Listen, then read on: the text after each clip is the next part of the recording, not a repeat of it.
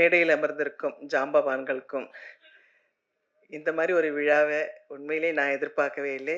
வந்திருக்க அத்தனை நல்லுள்ளங்களுக்கும் முதல்ல என்னோட வணக்கம். உயிருள்ள வரை உஷா உண்மையிலே மறக்க முடியாத நிறைய நல்ல அனுபவங்கள்லாம் இருக்குங்க. எங்கள் அம்மா நான் மண்ணா இருந்த என்ன ஒரு சிற்பமாக்குனாரு. அந்த சிற்பத்துக்கு உயிர் கொடுத்த என் என் ஆசான், என் தகப்பன் சாமி, என் குரு. அதாவது எவ்வளோ சொன்னாலும் என் சாமிக்கு பத்தாது.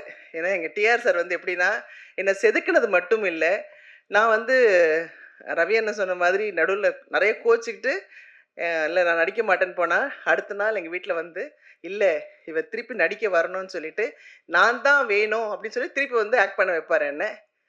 அதுக்கப்புறம் திருப்பி அங்கே இருக்கிற ஒரு சில ஆர்டிஸ்ட் என்ன பண்ணுவாங்க, அவங்களோட சிஸ்டர்ஸ்லாம் கொண்டு வந்து நடிக்க வச்சாங்கல்ல சார், எல்லாரும் நடிக்க வச்சாங்க.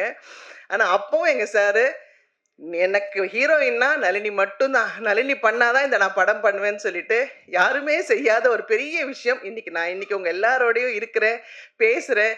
எல்லாத்துக்கும் ஒரே காரணம் என் சாமி டிஆர் சார் மட்டும்தான்.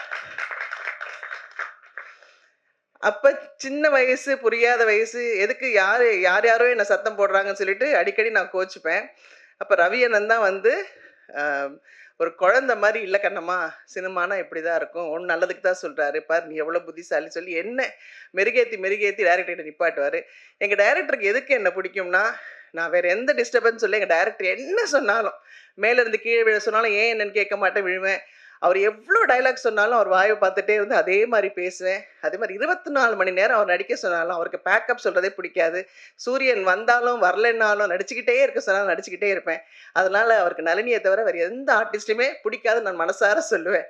ஏன்னா அவருடைய அடுத்த படம் தங்கைக்கு ஒரு கீதத்துலேயே இருக்கட்டும், உறவே காத்துக்கிளியும் நான் தான் நடித்தேன்.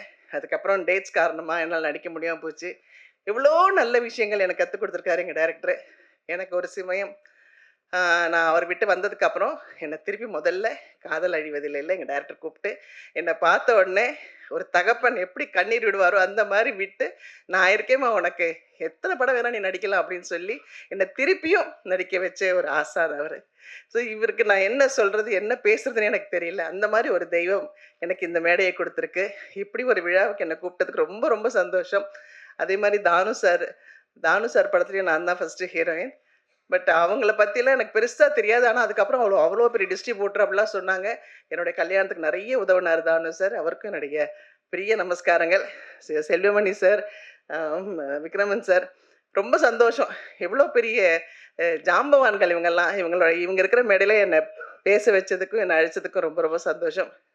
ஏன்னா ஒரு சாங் நான் வைகை கரை காற்றை சாங் பண்ணும்போதெல்லாம் பார்த்தீங்கன்னா, எங்கள் சார் மியூசிக் ரெக்கார்டிங்கே பண்ணலை.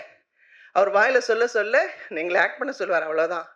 ஆனால் நான் அதுக்கப்புறம் வேறு படம் போய் ராம்நாதன் சார் படம் அடுத்த படம் பண்ணும்போது, ராம்நாதன் சார் அப்படியே எங்கள் சாருக்கு ஆப்போசிட், பேசவே மாட்டார். அவர் பேசவே மாட்டேன்னு அவர் வாயை பார்த்துக்கிட்டே இருப்பேன். அப்போ ரவி அண்ணன்கிட்ட சொல்லுவேன், என்ன ரவி அண்ணா இவர் ஒன்றுமே பேச மாட்டேங்கிற, நம்ம டைரக்டர் எவ்வளோ பேசுவார், எவ்வளோ மியூசிக் போடுவார், நமக்கு எவ்வளோ எக்ஸ்பிரஷன்ஸ் வரும் அப்படின்வேன்.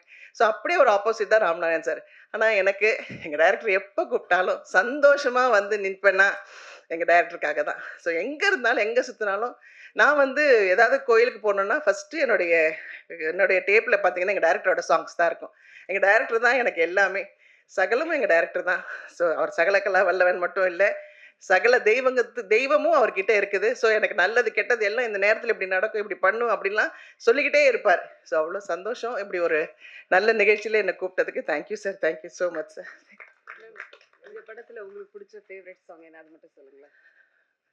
எனக்கு இந்திரோகத்து சுந்தரி சாங் பிடிக்கும். அதே மாதிரி வைகை கரை காற்றினேன்.